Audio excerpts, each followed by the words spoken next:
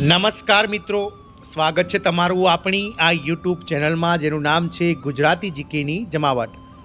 મિત્રો, ગત 30 ઓક્ટોબર 2024ના રોજ ગુજરાત હાઈકોર્ટના જજ નિખિલ એસ કરિયાલની બેન્ચ દ્વારા ગુજરાત રાજ્ય મહિલા અને બાળ વિકાસ વિભાગ નેજાના હેઠળ કામ કરતા 1.6 લાખ આંગણવાડી કાર્યકર તેડાગર બહેનોના હિતમાં અતિ મહત્વનો નિર્ણય લેવામાં આવ્યો અને ગુજરાત હાઈકોર્ટનો આ સીમાચિહ્નરૂપ ચુકાદો જે આંગણવાડી કાર્યકર અને તેડાગરને કાયમી સરકારી નોકરી અપાવવા માટેનો હતો. મિત્રો, આપ સૌને આજના વિડીયોમાં આપણે વિગતવાર જાણીએ કે શું રાજ્ય સરકાર હાઈકોર્ટના આ નિર્ણયને માન્ય આપી અને આગામી 6 મહિનામાં આ કર્મચારીઓ માટે જે છે તે સરકારી કર્મચારી માટે જે છે તે મિત્રો જે દરજ્જો આપવાનો છે તેને લઈ અને મિત્રો સરકાર જાહેરાત કરશે. હાઈકોર્ટમાં શું જવાબ રજૂ કરશે, શું સરકાર આ હાઈકોર્ટના ચુકાદાને જે છે તે મિત્રો સુપ્રીમ કોર્ટમાં પડકારશે કે નહીં.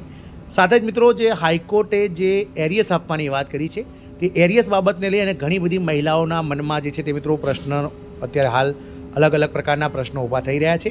તો એના વિશે આજના વિડીયોમાં વિગતવાર ચર્ચા કરીએ કે એરિયસ ક્યારથી મળશે, ક્યારથી જોઈનિંગ કરનાર બહેનોને કેટલું એરિયસ મળશે, તેમજ સરકાર જો સીમાચિહ્નરૂપ જે ગુજરાત હાઈકોર્ટ જો લઈ જશે સુપ્રીમમાં કેસ, તો સુપ્રીમ કોર્ટમાં કેસ જતાં શું આ રાજ્ય સરકારના કર્મચારી બનવાનો જે દરજ્જો છે તે મિત્રો ઝડપથી એ કેસ પતશે અથવા તો બીજા કયા જ પરિબળો ઉમેરાવાથી આ કેસનું જે છે તે ઝડપથી નિરાકરણ આવશે તેને લઈને વિડીયોમાં વિગતવાર ચર્ચા કરીએ.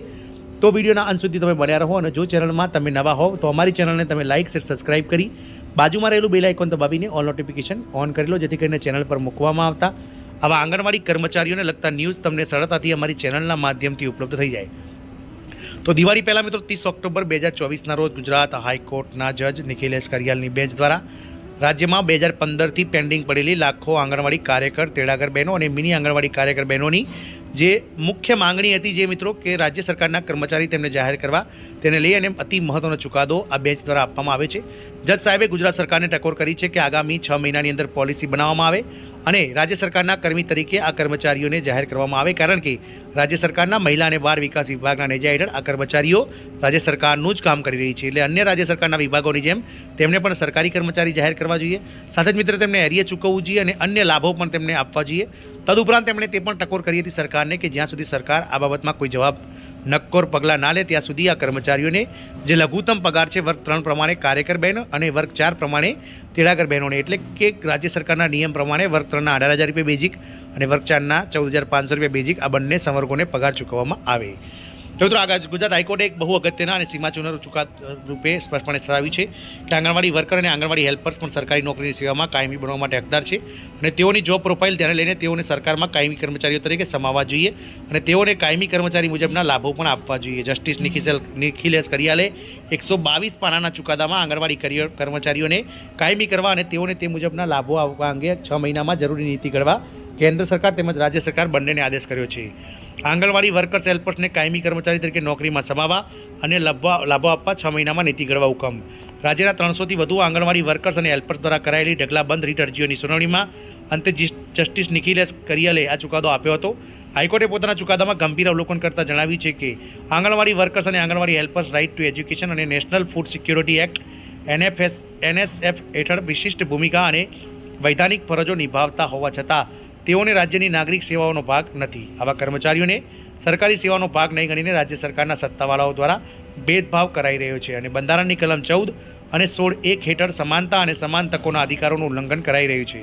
હાઈકોર્ટે અરજદારના આંગણવાડી વર્કર્સ અને આંગણવાડી હેલ્પર્સને નોકરીની સેવામાં નિયમિત રીતે કાયમી કરવા અને તે મુજબના રેગ્યુલર પે સ્કેલ અને પે બેન્ડ ચૂકવવા માટે રાજ્ય સરકારને આદેશ કર્યો હતો.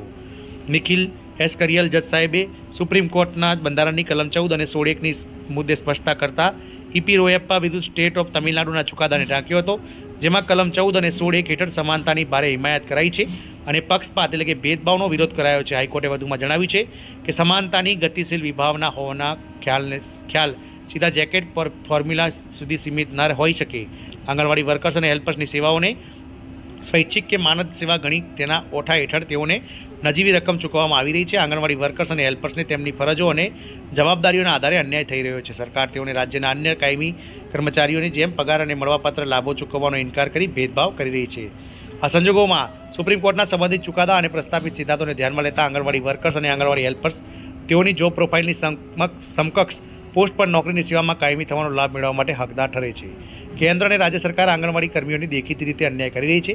જસ્ટિસ નિખિલેશ કરિયાલે મહત્વપૂર્ણ અવલોકન કરતાં જણાવ્યું છે કે તેઓ દેખીતી રીતે સ્પષ્ટ થાય છે કે કેન્દ્ર સરકાર અને રાજ્ય સરકાર બંને આંગણવાડી વર્કર્સ અને આંગણવાડી હેલ્પર્સને નાગરિક સેવાના કર્મચારીઓની સમકક્ષ નહીં ગણીને અને તેઓને વેતનની યોગ્ય ચૂકવણી નહીં કરીને ભારે ભેદભાવ અને અન્યાય કરી રહી છે. આ સરકાર આંગણવાડી હેલ્પર્સ અને વર્કર્સને અલગ રીતે મૂલવી રહી છે અને તે અંગે યોગ્ય ખુલાસો કરી શકી નથી અને તેથી તેઓ સ્વૈચ્છિક સેવા પૂરી પાડી રહ્યા હોય તે મતલબનો સરકારનો દાવો ટકી શકે તેમ જ નથી. કેન્દ્ર સરકાર અને રાજ્ય સરકાર સાથે મળી અને સમગ્ર બાબત લઈ નીતિ બનાવી. હાઈકોર્ટે તેના ચુકાદામાં સ્પષ્ટપણે જણાવ્યું હતું કે આંગણવાડી વર્કર્સ અને આંગણવાડી હેલ્પર્સ રાજ્ય અને કેન્દ્ર સરકારના કાયમી કર્મચારીઓની જેમ જ ગણાય અને તેથી તે કેન્દ્ર સરકાર અને રાજ્ય સરકાર સાથે મળીને તેઓને સરકારી સેવામાં સમાવી લેવા અને નોકરીમાં કાયમી કરવા તેમજ કાયમી મુજબના લાભો તેઓને ચૂકવવા બાબતે એક યોગ્ય નીતિ બનાવે. આ નીતિ બનાવતા કઈ બાબતોનું ધ્યાન રાખવું તે અંગે પણ જસ્ટિસ નિખિલેશ કરિયાલે સ્પષ્ટ કર્યું હતું.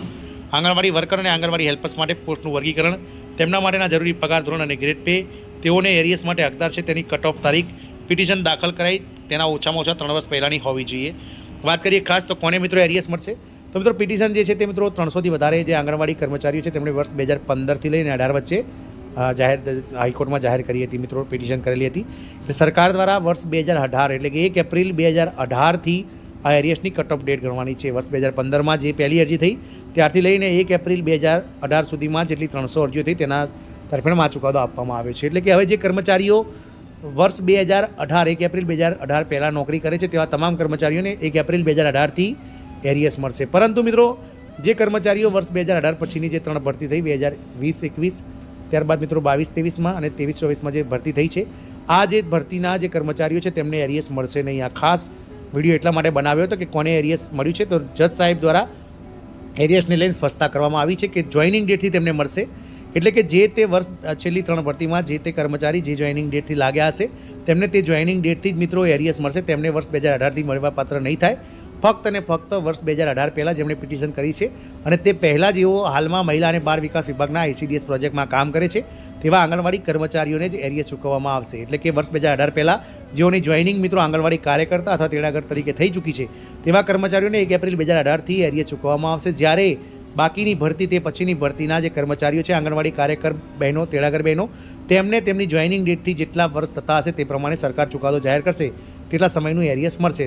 દાખલા તરીકે વર્ષ 2023માં જે હમણાં જ મિત્રો 10,000ની ભરતી થઈ તેમાં કોઈ કર્મચારીઓને જો એરિયસની વાત કરીએ તો તેમને 1 વર્ષનું નજીવું એરિયસ સરકાર દ્વારા ચૂકવવામાં આવશે. અને જો કંઈ મુદ્દા ઊભા થાય તો તે પણ ધ્યાને લેવા કેન્દ્ર સરકાર અને રાજ્ય સરકાર 6 મહિનાની અંદર નીતિ અંતિમ સ્વરૂપ બનાવી દેવામાં રહેશે અને ત્યાં સુધી અરજદાર આંગણવાડી વર્કર્સ અને હેલ્પરને લઘુત્તમ પગાર ધોરણ ચૂકવવાનું રહેશે. મિત્રો સરકારે સ્પષ્ટ કહ્યું છે કે સરકાર જ્યાં સુધી આના માટે નીતિ ના બનાવે ત્યાં સુધી રાજ્ય સરકારના કર્મચારીઓની જેમ આ કર્મચારીઓને લઘુત્તમ પગાર ધોરણ વર્ગ 3 પ્રમાણે કાર્યકર બહેનોને 18,000 રૂપિયા અને વર્ગ 4 પ્રમાણે તેડાગર બહેનોને 14,500 રૂપિયા ચૂકવે.